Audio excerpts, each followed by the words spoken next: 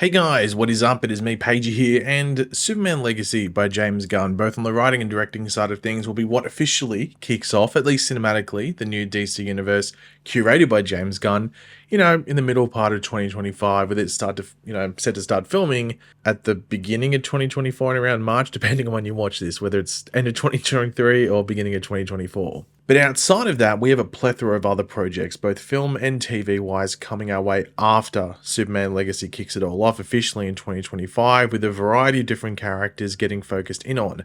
But, with DC, you have your two big boys. One, of course, being Superman, which is getting out of the gates first, but the other big boy of those two is of course, the Dark Knight himself, Batman. Now, one of the projects announced in James Gunn's initial announcement for his DC universe at the beginning of 2023 is that of Batman the Brave and the Bold, or as some are just calling it simply as The Brave and the Bold. Now, we know that Andy Muschietti will be directing this film after directing the Flash film that came out, around halfway through 2023.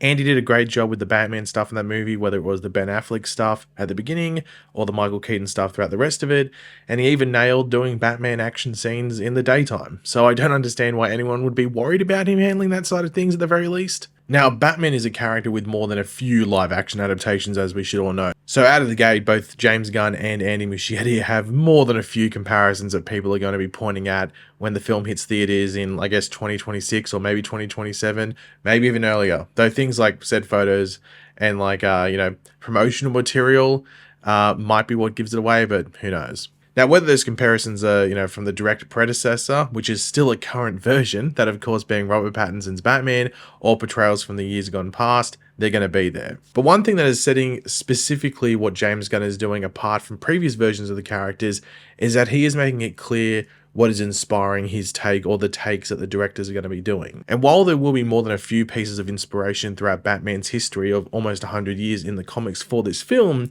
we do know, thanks to DC, what will play a part in inspiring this version at the very least, and the overall take on the Batman character and the story within the film. And it's actually over two different stories, but from one specific writer, that being Grant Morrison. So the first of these two stories is that of Batman and Son, which was first released back in 2006, and as stated before, written by Grant Morrison. And as you would expect from the title of the story arc, it's about Batman and his son, that of course being Damian Wayne. With this story revealing that Bruce is the father of Talia al Ghul's son Damian, and Bruce learns of this after, taking away or being away from Gotham City for a while, and quickly fixing the issues with crimes soon after returning, with Damian coming back to Gotham City with Bruce after he finds out, and getting introduced to the Batcave and the Batman side of things.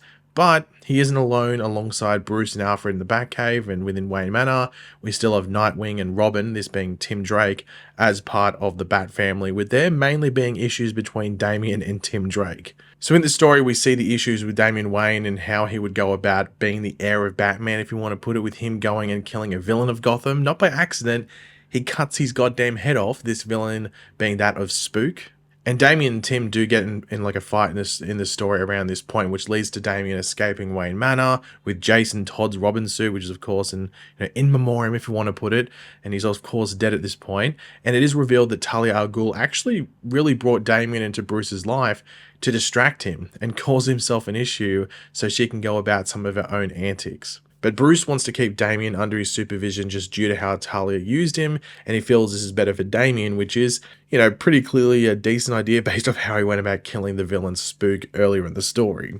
And we do see Batman and Damian go to stop Talia, with Damian trying to be like the middleman, if you want to put it, between the two. But before much can really be resolved, there is an incident where Batman is separated from both Damian and Talia, and he can't find either of them afterwards. And it's like an explosion that happens. So yeah, that's where that story ends. Now, the pros with this story for adapting into the Brave and the Bold film is that it does allow some, like a quick look into the Bat family history with all the different Robins and everything like that, as well as any potential drama with the Al Ghul family also. And I think just the history of Gotham City and Batman as a whole, at least Batman's time in Gotham City as well, and his influence on it, especially if you do stuff where he was away and then comes back and everything like that. So that's definitely a pro there. I think also having a character like Damian, who is incredibly flawed, but would also be protected by Batman, would be interesting to watch and just see how that changes Batman, especially if there's any bias he would show over Damian compared to the other Robins, especially Tim Drake, because he's the current Robin, and I guess when Damian Wayne comes in, it feels like he's coming in to take that Robin spot. Now, it is rumored that Matt Reeves' version of the Batman universe will use Dick Grayson as Robin in the Batman 2, so you would assume that this version in James Gunn's world, especially with this aged up Batman to the point where Damian is like in his life, would be up to either Jason Todd or most likely Tim Drake, but James Gunn really hasn't talked about Robins and stuff like that at this point. Maybe that's for us to wait until the Brave and the Bold is in like proper production until that's found out and there's castings and stuff like that.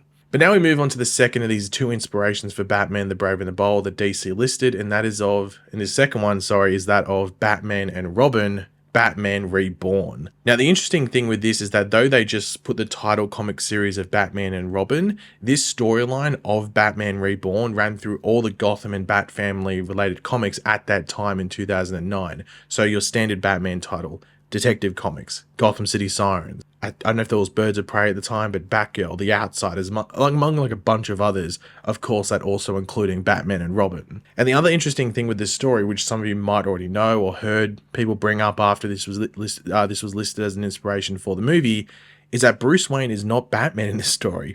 Dick Grayson is. So in this story, Bruce Wayne is MIA and believed to be dead by a bunch of people, but on like a bit of a side story for this storyline, I guess you could say, we do have Tim Drake like leaving Gotham in search of Bruce, who he believes to still be alive. Now, I would assume that this part of the story of Dick being Batman and Bruce not being there is probably not a part of the film. But then again, maybe it could be. Like, you could have a bit where Bruce is injured and Dick has to be Batman for like, I don't know, like 10 minutes in the movie. Probably not. They're probably not going to do that, but I thought I'd state it. But I could see the rest of this story, or a decent part of it, being included, as it would mesh fairly well with the story portions from Batman and Son that we went over before. So within the story, Gotham City is like off its head, if you want to put it. If that might be putting it lightly. Lots of crazy stuff is going on, including a war, like a turf war, between the Penguin and Two-Face and their two gangs. Now, of course, as you would expect, is putting a lot of work in front of Dick Grayson's Batman and his Robin, Damian Wayne. But there is actually another part, which is this new group emerging called the Circus of Strange, which is actually led by a familiar character, I guess, to some people in the form of Professor Pig. With the members of the Circus of Strange having like these various like bodily abnormalities, might I say, mostly due to Professor Pig. I think he like does like weird stuff on them. Now, Talia al Ghul is also involved in the story, but really on the Tim Drake side of things, when he's looking for Bruce Wayne and she's sort of like keeping an eye on him. So she's in the story, but not in the main thing. Now, important to remember, as I said before, Andy Muschietti is directing this, as I said earlier, and if they did include the Professor Pig and Circus of Strange stuff in this story, I reckon he would have a field day with it and create some, and excuse my French, just some creepy shit. Like, I think he would nail it, and that might be why they went out for him. Of course, he did a really good job with the Batman stuff and the Flash, but he also did the two It movies. Maybe that's the idea. I don't know. Maybe I'm thinking too far ahead. Maybe I'm going down a different avenue that's actually going to be happening, but I'm just trying to think like Andy Muschietti doing some weird crap with Professor Pig and the Circus of Strange. It could work really well, but maybe that's not in the plans at all. I'm not too sure. Now, there has been a rumor going around that Professor Pig could also have like a solo project similar to the Joker film, or could have been in the Batman Part 2, but maybe this is what that rumor of the character appearing in a movie is about. It's about the Batman, or Batman, the Brave and the Bold. I don't think you would make him the main threat of this film, maybe make that like the League of Assassins and what they might be planning to do with Damian Wayne, or a plan that he plays into by distracting Bruce. I don't know if you'd actually use Ra's al Ghul or not. Maybe Talia al Ghul's the villain, I'm not too sure. But have Professor Pig just be like an issue within Gotham that is also keeping Batman busy, and it allows the League of Assassins to go about their plans without, too much snooping and interruption from Batman. I don't know which way you would go about it. Of course, we don't know exactly how the story's going to play out, but I don't know if you would use Professor Pig as a main villain. It probably depends how big the Circus of Strange is, but I'm not too sure. I don't think I would do it, but once again, it depends exactly how large the movie and the story is meant to be. Now, the pros of this story, as I've already mentioned, goes well with Andy Muschietti. At least the Professor Pig side of things. But also, I think, like, if you did, like, the League of Assassins stuff and even some, like, mystical stuff you could do there, that'd be pretty cool. Actually, that'd be very cool. I wonder what he'd be able to do with it. But yeah, I think the story just goes well, for the most part, with Andy Muschietti. And also, this sort of goes in line with the Batman and Son thing. But this also would just allow a lot of Gotham to be explored in a short amount of time. Especially if you're, going to, like, wherever the Circus of Strange would be kept and everything like that. I think that would allow you to jump into that and not bog yourself down, and also not rush things at the same time. I think that's a pro there with this story. But But overall, like once I started looking into this, because blatantly honest, I hadn't read either of these two things, and they're actually very short stories. The Batman and Son, I think, is 4 issues. Batman and Robin, if you just read the Batman and Robin part of Batman Reborn, I think it's only 3 issues.